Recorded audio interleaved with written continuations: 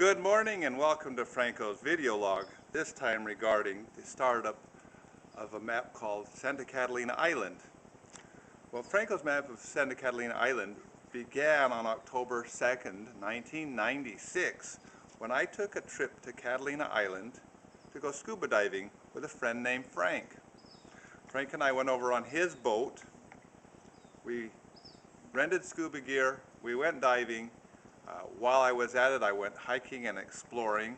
And I had been to Catalina many times. In fact, my very first scuba dive was in the summer of 1973 when I was 19 years old.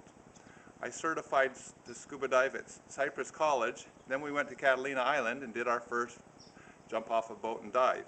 Actually, that was my very first trip to Catalina Island, and I remember I swam over near shore and touched a rock just to say I had been on Catalina Island, because I didn't want to just be in the water. I wanted to actually touch this beautiful island. That was my first experience of many. When I was at Catalina, I looked around in the bookstores and the museum store, etc., and I tried to find any kind of a good map of Catalina Island, and it just did not exist. So what's a map maker to do? I had already made the Santa Ana Mountains, my beautiful mountains up my backyard. Big Bear, 72 miles over this way, which is all snow-covered at this moment.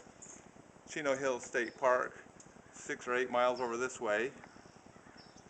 So I've done some local trails and such. Now I wanted to do the first dive map, as well as trail map and guide map. Well, I just started somewhere. I drew it all by hand. And then I got my first Pentium computer, and I thought, well, I can do my printing neater than drawing it by hand. I can print it out and cut and paste.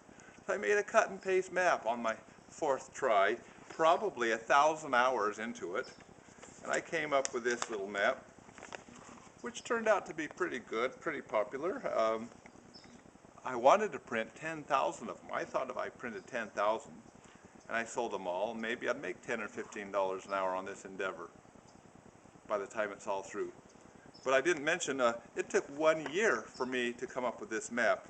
Let me show you side 2. It's kind of entertaining because the beautiful city of Avalon, I've drawn it by hand and I've colored it with a colored pencil. That's the only method of computer graphics I had yet. It wasn't exactly digitized yet. But when I went to the print shop, Pacific West Litho in Anaheim, 20 miles from here, I got a bid on printing 10,000 maps. And they said $8,140. Oh, wow. How do you come up with $8,140 when you're the breadwinner at home and you've got 3 teenagers? Not easy. Well, I didn't even have $840. So I didn't know what I was going to do, but I wanted to print this map. I'd done all this work. I was hoping that I could sell enough Santa Ana's maps and so on to raise that much money, but it doesn't happen that fast. And I had already been working a year on this project. I didn't know what to do.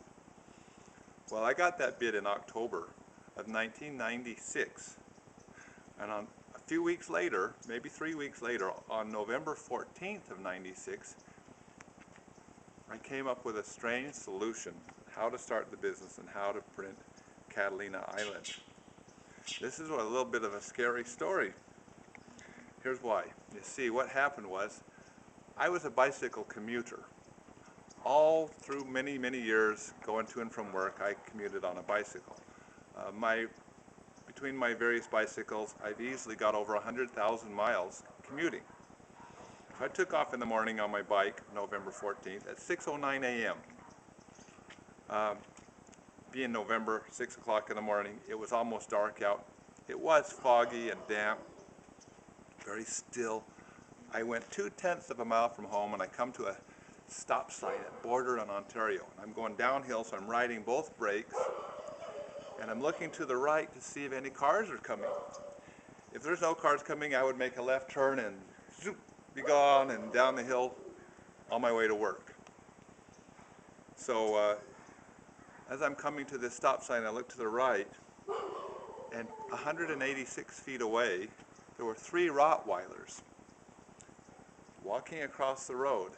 And I looked and just adjacent on the sidewalk, 2 women walkers, and they stopped in their tracks. A little 5-foot-tall woman named Priscilla and a 5'10" woman named Flora, and they stopped and they kind of backed up as these Rottweilers stepped in front of them and confronted them.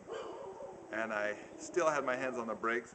I was at a standstill, just coming to the limit line of the stop, and I went, this does not look good.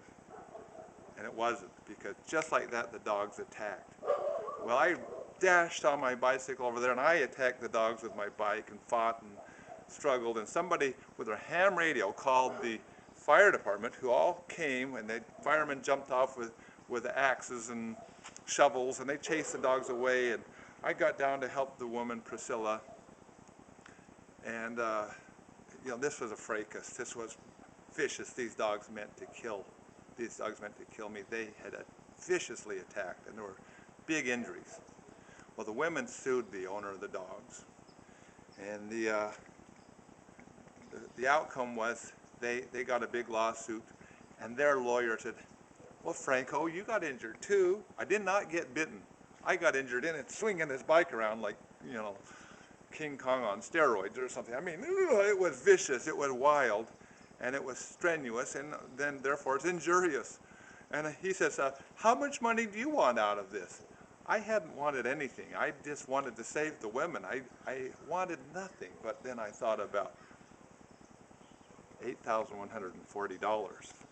So my answer to the lawyer was, I think it's worth $8,140. They wrote me a check. I went to the print shop, Pacific West Litho, and I printed my first edition of Catalina Island. And that's how you get started in a business.